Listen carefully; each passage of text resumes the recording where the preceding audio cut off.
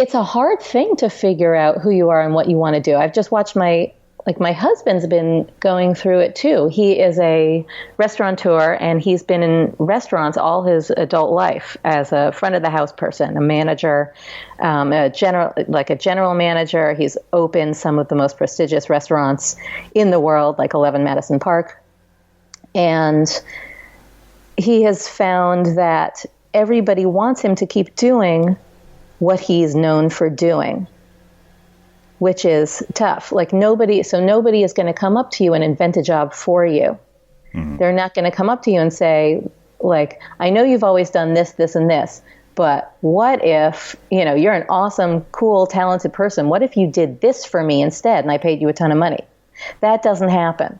So I guess what I would say is that you have to be the one to come up with your ideal job. I'm Srini Rao, and this is the Unmistakable Creative Podcast, where you get a window into the stories and insights of the most innovative and creative minds who've started movements, built thriving businesses, written best-selling books, and created insanely interesting art. For more, check out our 500-episode archive at unmistakablecreative.com. Laura, welcome to the Unmistakable Creative. Thanks so much for taking the time to join us.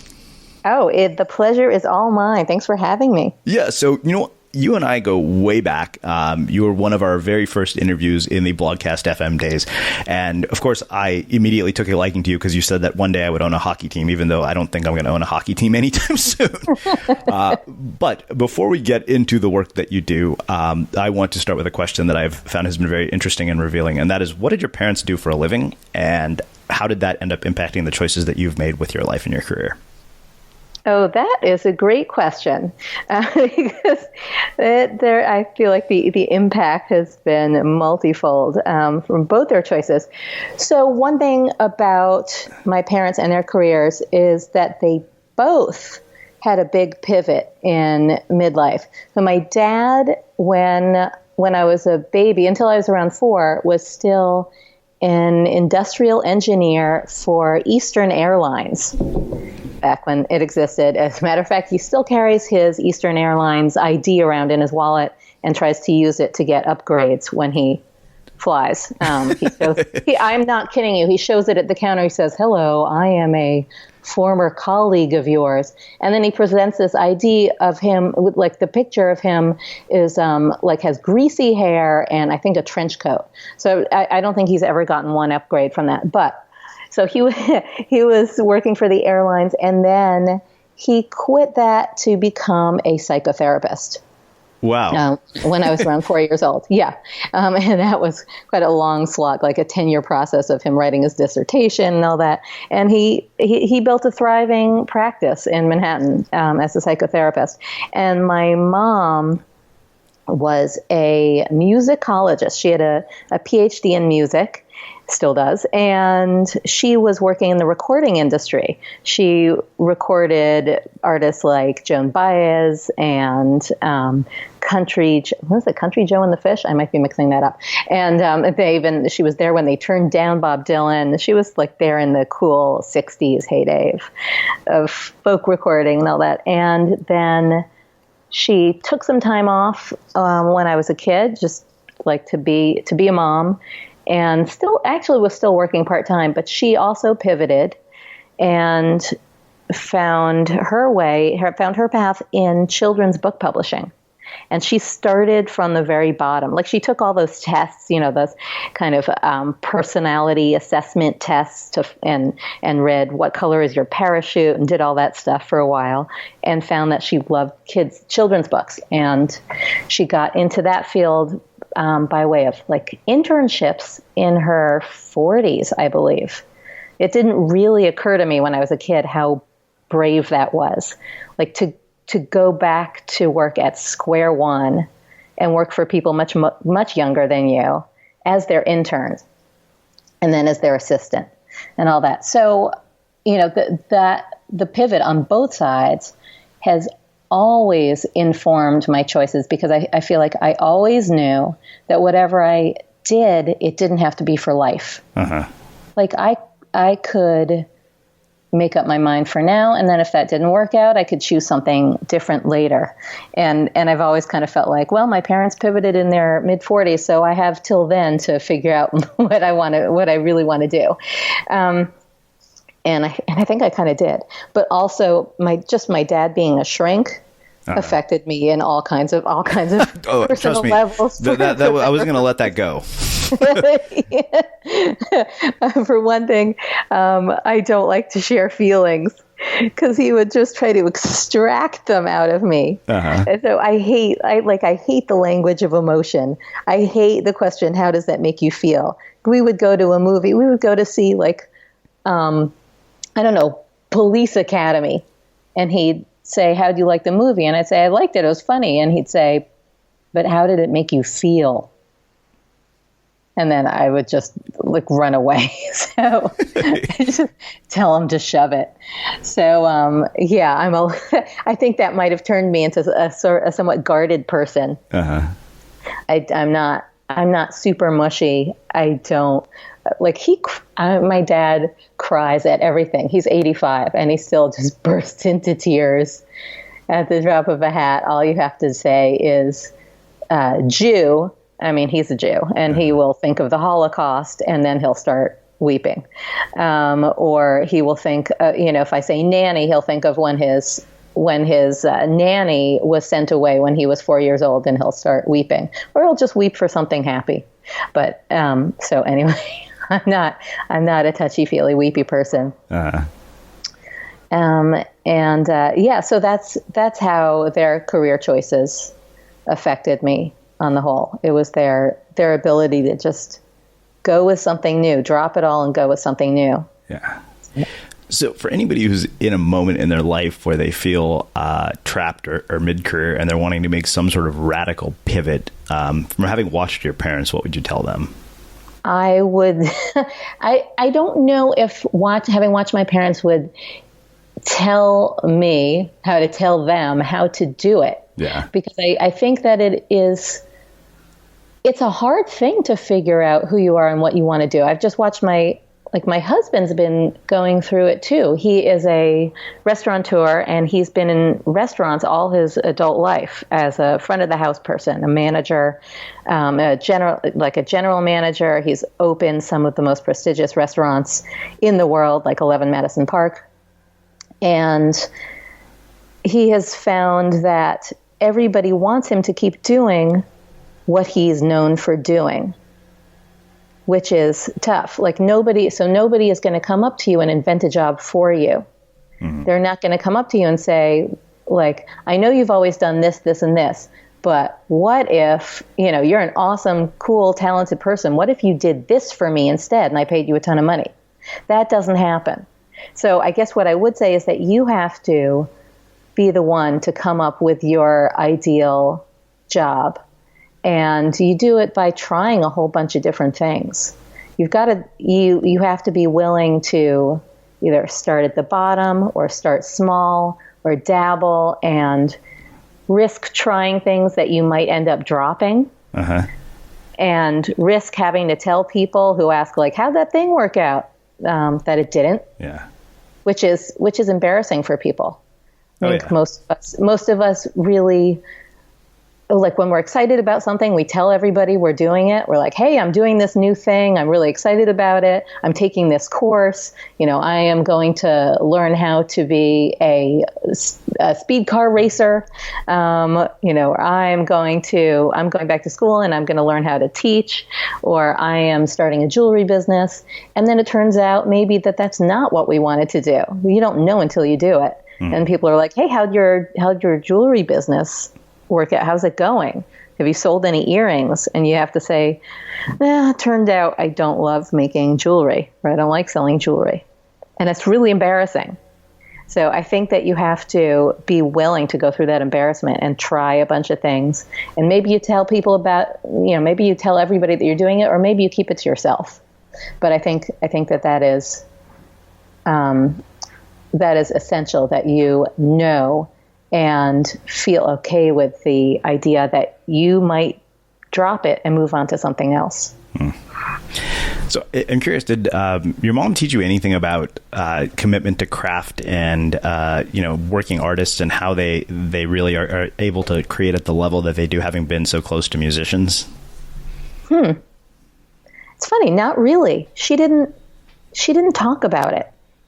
What my mom did do and does do is love music, and throughout her whole life, whatever she's doing in her career, she's always played music in some way or another.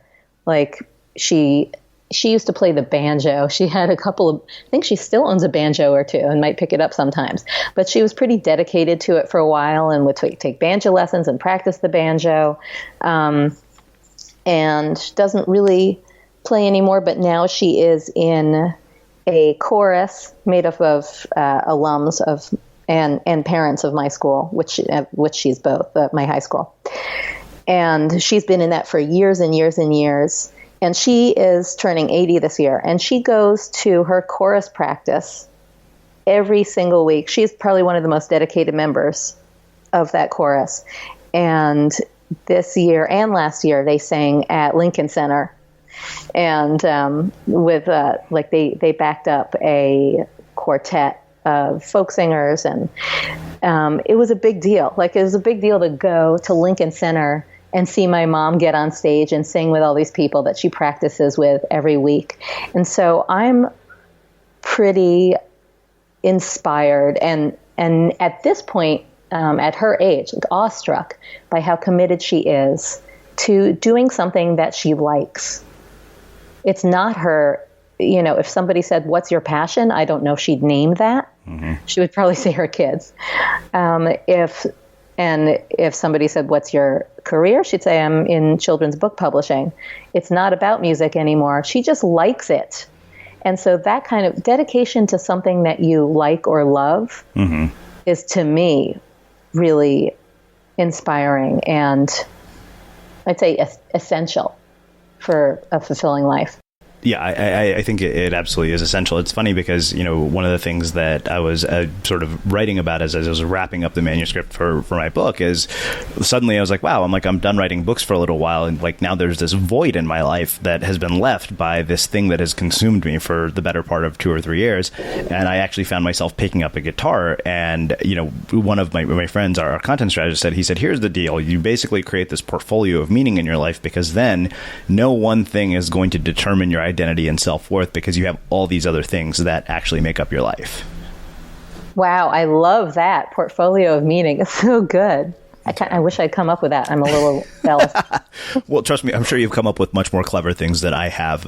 So I think that makes a perfect transition to what I want to talk about. I'm curious how you've ended up doing the work that you do. Can you walk us through sort of the trajectory of your career and how you've ended up here? Yeah, sure. It's all pretty accidental and driven always by my stubbornness, my stubborn refusal to do things the way you're supposed to. So when I was just out of college, I think what you were supposed to do is start applying for jobs right away, like career jobs. And you're supposed to move out of your parents' house and go live independently. I stayed at home. I slept late. I went to the gym a lot, and I applied for bartending jobs because I just saw all the cash that those people were making. And I went out to bars a lot. I was not a drinker, but I went out to bars a lot. And being a bartender looked like the most fun thing you could possibly be. It's like, oh, you get to meet people, and you have all these dollar bills coming at you, and it looked really exciting. So, I applied for bartending jobs. I went to the Columbia School of Bartending, which is a total joke. It's just a reason to drink. And I went out pounding the pavement with my resume of nothing except Columbia Bartending School certificate, and somehow got a job bartending. And I was terrible at it, and I got fired. And then I got another job bartending, and I was terrible at it, and I got fired. And I knew all this time, I knew that I wanted to do something with writing, but none of the paths looked good to me, because if you wrote books, I thought that means that you have to sit at home all day in an attic in your pajamas or wearing a beret or something and typing things out and ripping the paper out of a typewriter and crumpling it and putting it in the garbage can and then setting fire to it and weeping and drinking. I wish that was my book writing process. That sounds more enjoyable than mine. Well, there are no typewriters anymore, so we could cross that out. And I thought if you write for a TV show, that could be kind of fun, but it means you have to show up at work every day and you have to move to LA, I figured, and that just seems hard, and you have to write a script to get in there. And all of the options just seem too hard, either lonely or hard. And then one day a friend called me she was working for a friend of her, like a friend of her family's, named Lisa Birnbach, who had written a book. You may be too young to know this, but it was a book called The Preppy Handbook. And it was a huge hit in the early 80s, like a big bestseller. And she was really famous for it. And now she was working on a guide to colleges, like, a big handbook where you can compare different colleges and with her spin on it. And my friend said, I'm working for Lisa on this college guide and fact checking for her. And I'm just calling schools and seeing if her info is accurate. Do you want to come in and help? She needs more people. And this was at 11 a.m. I was still in bed. And I was like, fine. This may be one chance to get paid for something that's not waiting tables or bartending. So I went in and started that day, and it was really fun. And I loved working for Lisa, and I saw what the life of a writer could be, and it could be collaborative and fun, and it didn't have to mean writing long, sloggy things. Like she wrote these books that were little bits of things, little bits of funny things. And I thought that seemed fun. And I loved calling the colleges and getting to ask questions like, is it true that you are the #1 party school? Like, can I talk to a student there and ask about the parties? And so Lisa, that worked out for a couple of months, and then we were done. And then Lisa, my boss, got hired by Spy magazine. And Spy was like this hip, cool downtown satirical publication. It has sort of, I would say it is now, like its DNA is now most in New York Magazine. But it was in its heyday at this time. And Lisa became a deputy editor there and said, maybe I can get you an internship. And she did. And this was a really hard internship to get. Everybody there was from Harvard, and the interns were serious writers. And so I spent 6 months there as an intern, and I was kind of a terrible intern because you were supposed to be pitching ideas all the time, while also, that our daily duties were like Xeroxing the gossip pack. This was before internet, mind you. So we would take like every gossip page of every newspaper, like the Post page 6, et cetera, all the gossip items, and Xerox them in one big packet every day and hand it out to all the editors.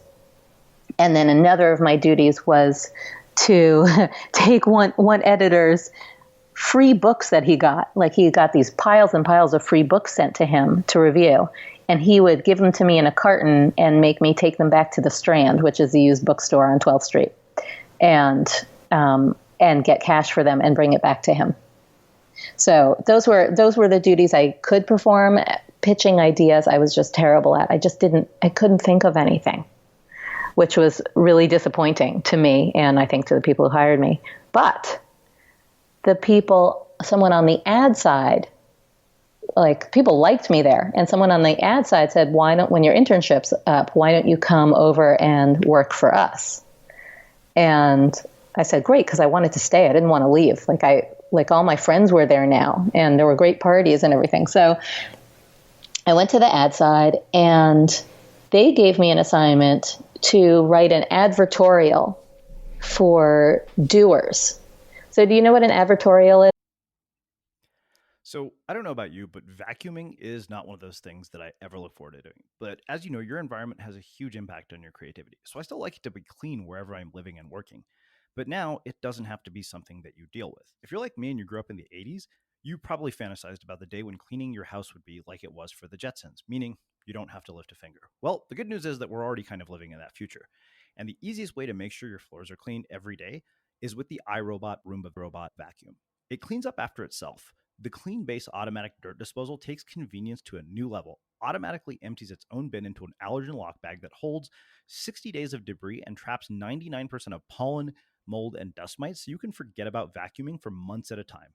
Let the Roomba clean for you instead. It learns your home, finds dirt, and empties itself on its own. It's got powerful cleaning performance made effortless. Remember, if it's not from iRobot, it's not a Roomba. To learn more, go to irobot.com/unmistakable. Kind of. Is it like a combination of an advertisement and an editorial in one?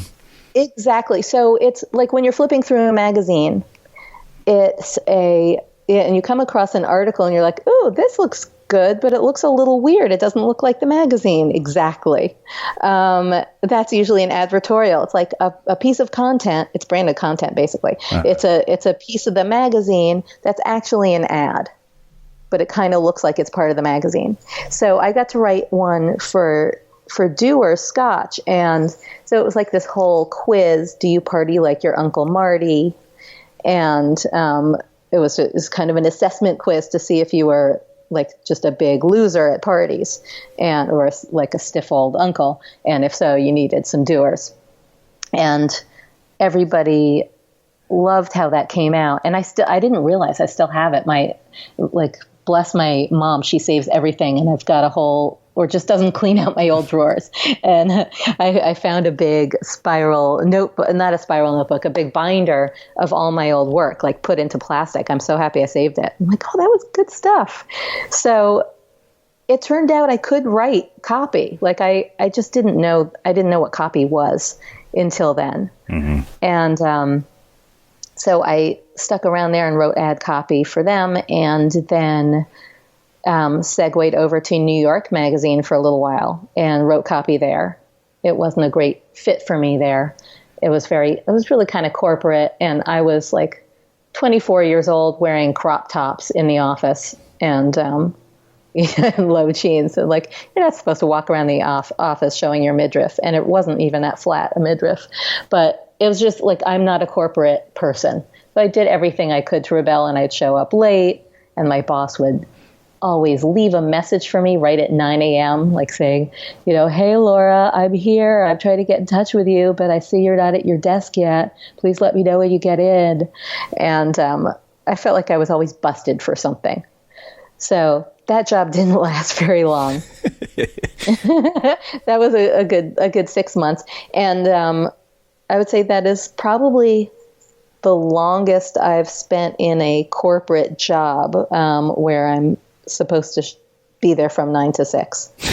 Like Spy was a little looser. I was able to come in there at like 12 p.m. And so, 6 months is the longest I've spent in a full-time corporate job. And after that, I had a friend from Spy Magazine who was working in promos at VH1. And like he had just gotten this cool job and was telling us about it. I was like, what do you mean promos? What are those? And he said, well, they're the commercials, like, the little spots in between shows that tell you to watch the shows. Like basically I watch a bunch of TV and then write funny things about it, and it goes on the air. And I was like, oh, I have to have that job. Like, how do I get that job? That's all I've ever wanted to do was watch TV and write little things, if anything, and get paid for it. And he hooked me up with with the head of promos at VH1. And now usually they'll say, show us your reel. And I didn't have a single spot to show. But one thing that I had been doing in between these magazine jobs is working as sort of a ringer on my friend's online bulletin board. And I'm sure most of your listeners are too young to know what a bulletin board is. But it's basically, it was like in the 90s when these internet startups came to be. They had what I guess is basically a forum. It's just a forum like Facebook is now, I guess. And you'd post something and then somebody would post a comment on it and et cetera, and it would turn into a thread. It was just a very primitive form of it. And so a friend from Spy had hired me to write on his bulletin board, like pretending I'm just a user, and make it look like a really lively bulletin board where they're like hot conversations going on all day. So I was allowed to write about anything I wanted. So I would write about the latest episode of 90210 and the latest episode of Melrose Place. And, oh my God, I can't believe Dylan's doing drugs again. This is so exciting. And, intervention time for Dylan. That was like my favorite story arc, and I'd write about it all the time. So that must have lasted you the entire 9 years of the series. I think that's true. No, his drug arc was not that long. I wish it had been. Yeah. But my favorite episode was when Mackenzie Phillips from One Day at a Time came in and staged the intervention. And then she ended up on Celebrity Rehab years later. So anyway, so I had written a bunch of stuff about that and had conversations online about that. And so when I went to meet with this head of promos at VH1, I was like, what do I have to show her? And I printed out all these conversations, all my comments about Melrose Place and 90210. And she liked them and said, okay, you can write a promo. And that's where I got my first TV writing job. And that turned into more jobs. And I ended up getting work at Nickelodeon. And then my holy grail of promo companies, Nick at Night. Because they were doing the best, coolest, edgiest stuff on TV. And I was so excited to get to write for them. And I stuck with them. I stayed with them and their spin-off network, TV Land, for many years. So that was my TV career. And when I was heavily in it, and it's still going on, but when I was like really I'd say mired in it and a little bit in a rut, and not knowing what was next for me, I met my now good friend and partner, Marie Forleo, at Crunch. We were both in the same hip hop class, and she was just this chick. I might have told you the story before on air. She was just this chick in the front of the class who had the most slamming body and perfect hair and the best moves. And she hit every move. And she was always chosen to be in the front when we split up the class and did it and showed each other our moves. And I could not stand her. She doesn't really even sweat. Maybe just a little bit of an adorable sweat splotch on the top of her shirt. But she was just so full of enthusiasm and yay, and super good at it that I was just like give me a break. And then I started talking to her one day and discovered to my great disappointment that she was really nice and very likable. I was hoping she was a biatch. But I really liked her. And my husband at the time was opening a restaurant called Lever House and looking for bartenders. And she told me that she bartended. And I said, do you want another bartending gig? And she was like, yeah, I'm always looking for more work. Cause she really was. This girl would take any work. She was working day and night and was able to juggle multiple bartending jobs. And I knew she was also doing some weird life coaching thing on the side. So she went and got a job at my husband's place, Lever House. And we got to know each other there. I would come in, sit at the bar and talk to her. And we would also walk home from hip hop together. And she started teaching hip hop. And we became pretty good friends. And I guess fell out of touch for a couple of years, and then got back in touch in around 2008. And a thing to know about Marie is that she's got this crazy witchy sense. Like, she always knows when you're up to something. She will always bust you if you're like not showing up for, when I was in her mastermind, she would just call me out. She was like, "Are you planning to skip the first night of blah, blah, blah? Like, are you planning to skip the movement class?" I was like, "How did you know that?" She's like, "I could just tell." So her witchy senses somehow compelled her to call me up in 2008, out of the blue, when I was feeling like I was in a total rut. Like, I'd gotten married the year before.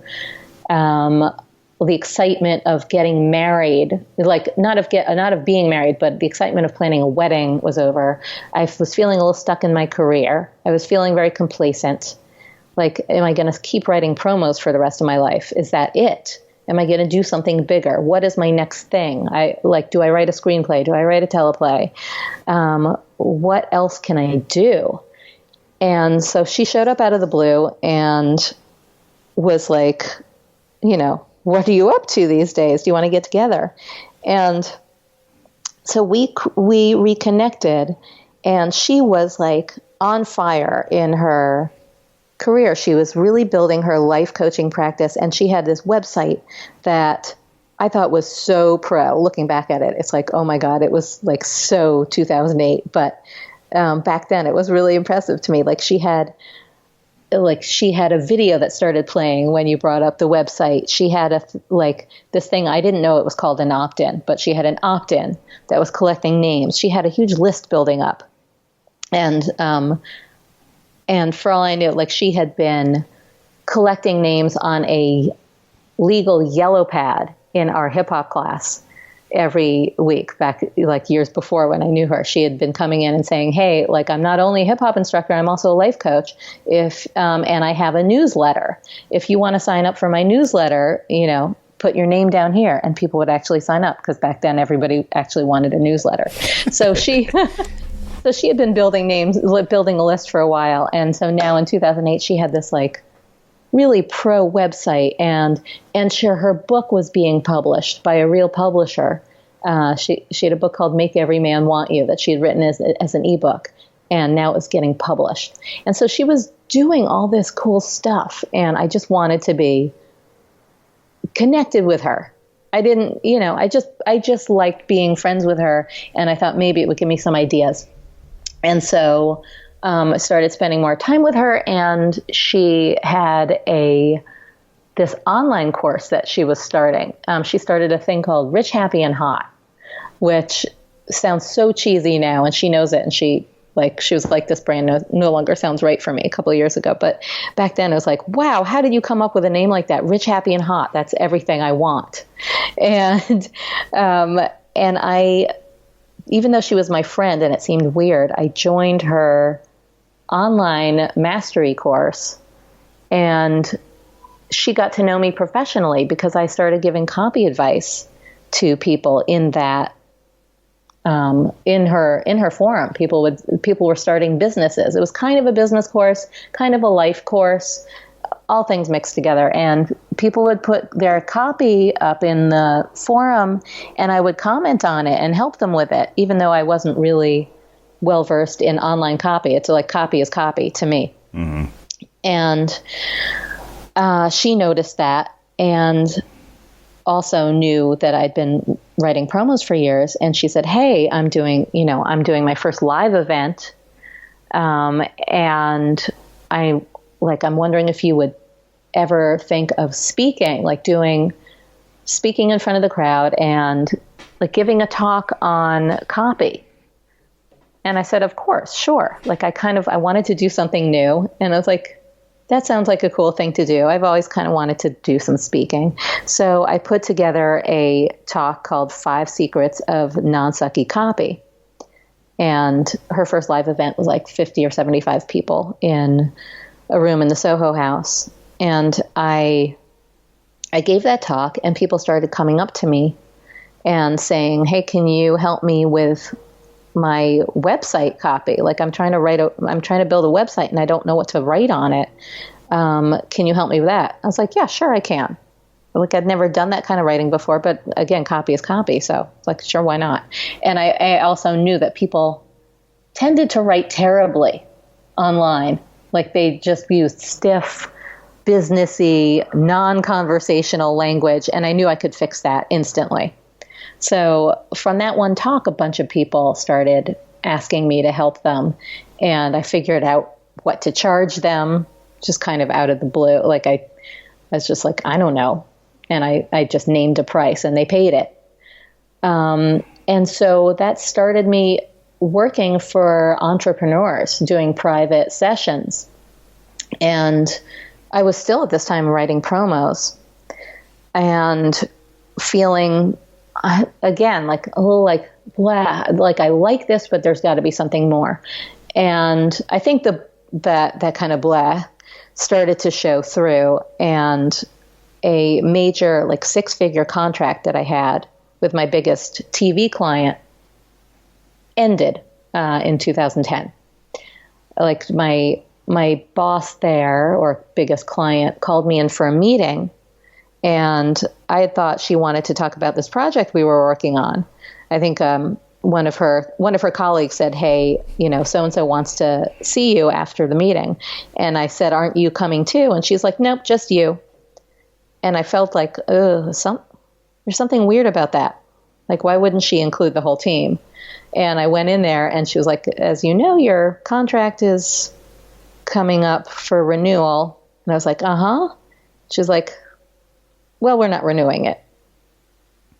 And so again, this was 6 figures. This was my bread and butter. Like anything else that I was doing at the time was just a little bit of nice pocket change. It was gravy. If you asked me what I did for a living, I would say I work for this client. So that was just a big like punch in the gut, and feeling of like, okay, now I really have to figure out what I'm doing. Like I'm still a promo writer, but I don't know where I make my living. So because I had these online clients and knew there were lots more of them, I put packages on my site, and people started coming and signing up and paying my full package. And I got a whole lot of clients and started building a business. I had just put up Talking Shrimp as a website, and I had really built it as a showcase for my promos. And I was also, Marie had said when I was building the site, like, you're going to have a blog, right? And I was like, a blog? I don't know. Isn't it, this is 2009. I was like, isn't it too late to blog? She's like, no. And I was like, I laugh now. I wish I had blogged more back then. It was so not too late to blog. But so I had a blog, and that was bringing some people. I had a really small list, but some people were coming to it. So I had some audience, and I had an opt-in because Marie had also said, what's your opt-in? And after I gave that talk, she was like, you can just package that talk you gave into an opt-in. So I had done that, and that was building me an audience, and that audience turned into clients. So Talking Shrimp became really, it is still the home of my promos business, but it is really the place where I serve business owners, entrepreneurs, anybody who needs help with words for their business or even for their life. I mean, I can help write a toast, but that is what it has become. And that has become my career now, is helping people, like helping mostly individual people and some companies with their words. So I'm glad you told me that that long answers work for you, because that was probably the longest answer you've ever had. I just told my whole life story. Well, that raises numerous questions, as you might imagine. The first place I want to go back to is bartending, and I'm very curious if there's anything you actually learned about storytelling from being a bartender, because like when I look back at my experience of sitting in bars, I can't imagine the thousands of things that people tell bartenders over the years, and I'm curious if that's had any impact on you. You know what? No, I would say my jobs at those bars have turned into stories because of how bad I was and the places that I worked. I mean, I worked at one, and I have a story about it on my blog. One bar that was called the Chase It Space, and it was like a disgusting, down and dirty rock and roll bar where live acts performed, including one named Gigi Allen. And I'm not going to soil your podcast with the details of what he used to do on stage. He's now dead. Combination of heroin overdose and blows to the head from his fans, because that was the kind of relationship he had with his fans. But it was a dirty, dirty place, and I got fired from there. I got fired from a bar that was that had Confederate flags up, and I had no reason to be there except it was the only place that would hire me.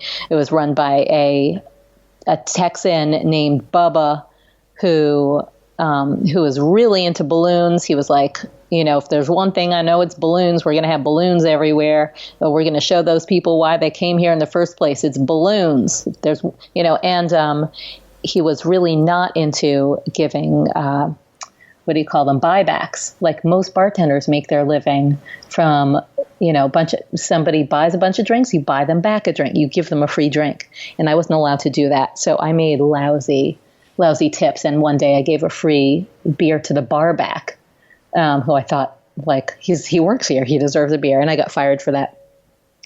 But I would say I did, the people who came to my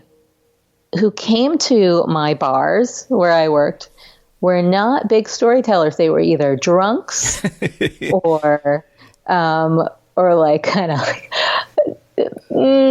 post-college hoes, and ordering woo-woo shots and asking for Steve Miller and wearing big clips in their hair and frosted lip gloss, or just weirdos who would hit on me and invite me to Turkish dinner, even though they weren't Turkish, and then leave when I said no. So I did not know how to work those jobs. I didn't know how to be a great bartender, and I guess how to flirt enough that I would get tips without buying them free drinks. Uh-huh. So I hate to disappoint. I would like to say I heard the best. I heard the best stories, and from all walks of life. I did get all walks of life in there. I mean, I got doormen who would come in right after their because I had the lunch shift, which was for losers. The doormen who would come in right after their shift ended in the morning, wait outside until we were open, and come in the second we opened our gates, so they could, so this guy could have his liquid lunch. And people who'd come in from sex clubs where they worked and throw darts in the day, a lot of losers and weirdos and assortments of deplorables, as they're now called. Mm-hmm. But yeah, not a lot of great stories from them. So I'm curious, having had the experience you have, writing promos, writing the stuff that you do with Marie, and just kind of looking at what you see, in the world today, especially with such a noisy world. Where do people go wrong in making their words and their communication persuasive and impactful? In several places. I would say that the first is that they don't know how to write conversationally. I think that people, when they're writing, and they're not copy minded, they haven't learned the ins and outs of copy and haven't studied it and aren't really aware of the impact of their words. For them, it's kind of like writing their own copy is kind of like trying to get sunscreen on the middle of your back. Mm-hmm. They can't see it. They can't seem to get their voice into writing. So their writing comes out sounding stiff and businessy and businessy and or sleazy, and it doesn't sound like them at all. So that's the number one mistake, is not knowing how to be conversational, not knowing how to get your words down the way you say them. I like to think of it as copy talking, not copywriting. So people think writing, and they either put on their imaginary beret or their like working girl shoulder pads jacket and imaginary briefcase and start writing like that. So that's, I'd say, mistake number one. Mistake number two is that they they wrap their writing in what I like to call verbal bubble wrap. So they have this precious message that they want to get out, and they cushion it in so much jargon and blah-de-blah and lead up that you never get to the message itself. Like, one example I like to give is they will say things on their about page like, I have always believed deep in my deepest heart of hearts the deep-seated belief that I learned when I was a little girl, which has now become the driving mission that compels me to empower others, which is the undeniable truth that all women deserve to be beautiful, deserve to feel beautiful.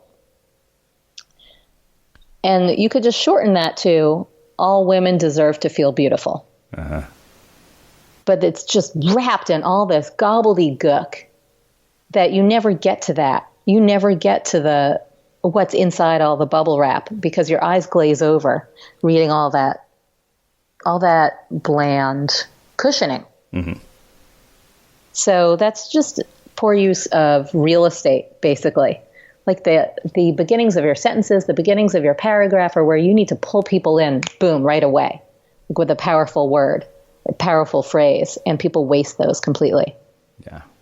And then the other is just failure to use what I think is the most important thing in writing, which is detail, specifics. I'd say specifics are everything. They're what grab our eye. Real concrete nouns and powerful verbs. I can give you an example because somebody just sent me something. She was thanking me for the course that I have with my friend Marie, the Copy Cure, and also a mini course that she found on my site. And she said that she showed me the before and after that she created. So the before, she's in finance, and the before was, this is on her services page, reading it now. 6 out of 10 people are losing sleep over at least one financial issue, according to last year's creditcard.com survey. 68% of women are losing sleep worrying about their finances. My goal is to help you be a part of the other 32%. A financial plan can help you stop worrying and wondering about your money situation. I want you to feel confident and at ease when you think about your finances. So it's like statistics, like business, and then vague promises, right? Yeah. And she changed it to this. Imagine knowing you're making the right decisions with your money. You're saving enough so you won't need to move in with your in-laws if you lose your job. You're investing correctly so you won't need to be a greeter at Walmart when you're 85. You know how much you can donate to Planned Parenthood when Trump makes his next catastrophic move. A financial plan can give you this clarity. You'll know you're making the right decisions with your money now and for the future. So which one do you think is going to pop when somebody lands on that page? Definitely the second one. Right? Yeah. And it's going to weed out people she doesn't want, which clearly are Trump lovers. We know where she stands on that, and it's going to attract the people who are like, yeah, I want to donate to Planned Parenthood, and it has these vivid details that really, I think, punch you in the gut. Like, you're investing correctly, so you won't need to be a greeter at Walmart when you're 85. That's most people's worst fear, although that might be a very fulfilling job for some people. like being the Walmart greeter. And there's a CVS greeter on my corner who seems to love it. But most of us don't want to be that. Like we want to be able to retire if we want. If we do that, we want to be doing it voluntarily because we love people who are, shopping for logs for their fire. Mm-hmm. So to me, that's just number one is concrete detail. And that is what makes a business. It's what makes a business, what makes a personal brand is sharing the specific concrete details of your life. That's what makes you stand out and makes you memorable. It makes people think of you when they see that thing that you always talk about loving. Mm-hmm.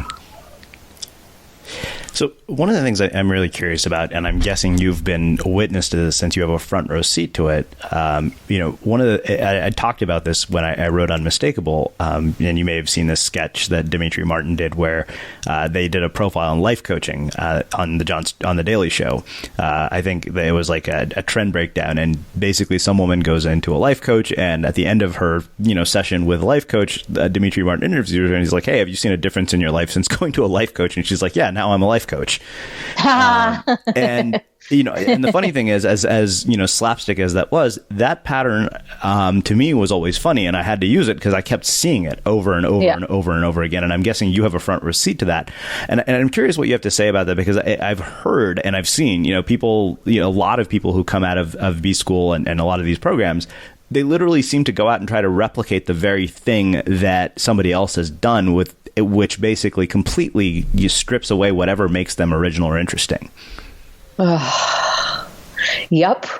100%. I do have a front row seat to it. And it breaks my heart that people go in to learning online business or hire a life coach so that they can figure out the thing that they love doing or make a business out of the thing they love doing. Mm-hmm. Maybe the thing they love doing is, I don't know, painting, or say like throwing pots, and they want to make a full living as a potter and sell their stuff. And they get a life coach, or they get a business coach, or they, take a business course, and then they see like, hey, the person teaching me is making a whole lot money than I'm ever going to make doing like selling these pots. I think I'm going to become a life coach, or I'm going to become a business coach. And they do it often before they've even made a dime selling their pots. Mm-hmm. Like they become a business coach before they've made a dime, or they become a life coach before they've really actualized that dream that they went into it for, which was to make a living doing that thing that they love. And they say, well, now what I love is life coaching. Like, I think that can be a lot of crap. Mm-hmm. I am not against life coaching. I think some like life coaches who become life coaches because they're really talented at helping people change or helping people take action. Great. Because that's a great talent. People are really hard to change, and it's really hard to get somebody to take new action. So if you're good at doing that, be a life coach. That is awesome. Or they become a business coach. I think business coaches who have had success in business, mm-hmm. And want to translate it to teaching people how to do that. I applaud that if they're able to teach it well. But it is sad to me that people actually give up on their initial dream in order to transition into coaching before they've actually made their thing happen. Mm-hmm. And then they usually burn out at coaching, or they burn out at business coaching and end up going back to what they were doing initially. Like they go back to painting, they go back to throwing pots, they go back to massage because it's what they really wanted to do in the first place. And maybe they build the business they wanted to, maybe they don't, but like they could have been so much further ahead if they had stuck with that and really given it a shot instead of going over to the life coach side. Mm-hmm. Yeah, it's really interesting because to me, that is what causes people to get washed up in sort of a sea of sameness. You get like we get people, pitches every now and then, and I go through the website and I'm like, I'm not quite sure what you do and what it is that you're going to bring. I'm unclear. And I'm very curious, what are the things that draw you in personally when you stumble upon things on the internet? Like what kinds of things appeal to you based on having this perspective? Real results. Yeah. When people can offer tangible results, like for me, like my dream is to maybe some of my dreams are to become more productive, to wake up earlier, to actually write a book. Like this is something I've been promising myself for years and years, and I got to get it done, or else I'm going to loathe myself in January if I reach January without having at least started a book. Okay. But so if I were looking for somebody who coaches in that area, if I saw over and over, people saying, I will empower you to become, I will empower you to step into your greatness and actualize your dreams and become your best you. And live your best life. And they don't even credit Oprah. I'm like, blah, blah, blah. Everybody says that. If I see someone who says, I've helped 1,400 people to write the book that they've been saying they'd write for 10 years. And they wrote it in 2 weeks.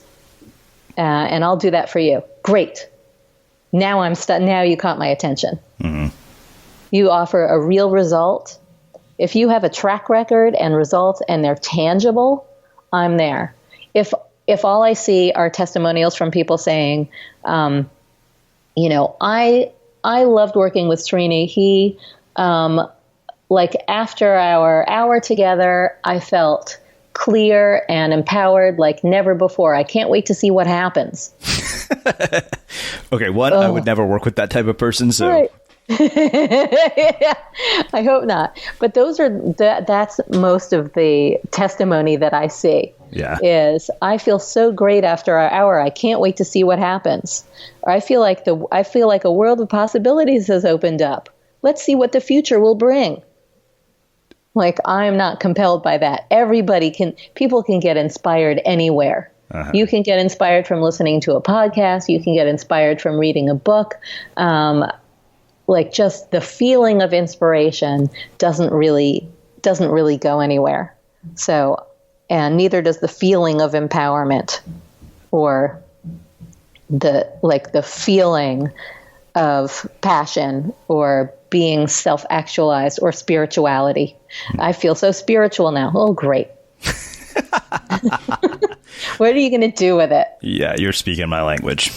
Yeah. And also mindfulness. The thing is, there are some people who do want to feel things, uh-huh.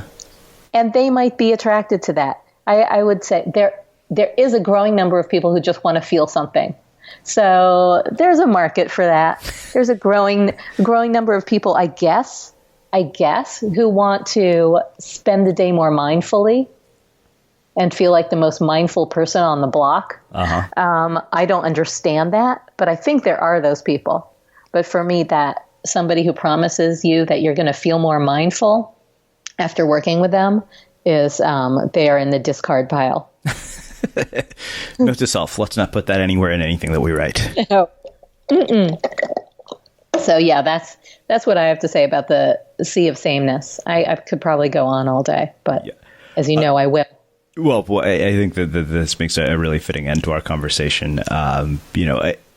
Like I said, I wanted to have you back because I knew there was just so much to your story that we didn't get to talk about last time. But I want to finish with my final question, which is how we finish all of our interviews at the Unmistakable Creative. And given your background, I'm very curious to see how you'll answer this. What do you think it is that makes somebody or something unmistakable? I'd say having a point of view and a personal spin on everything you do. Unique one. Yours. And a refusal to be like everybody else. Well, I think that makes an amazing end to our conversation. Where can people learn more about you and your work?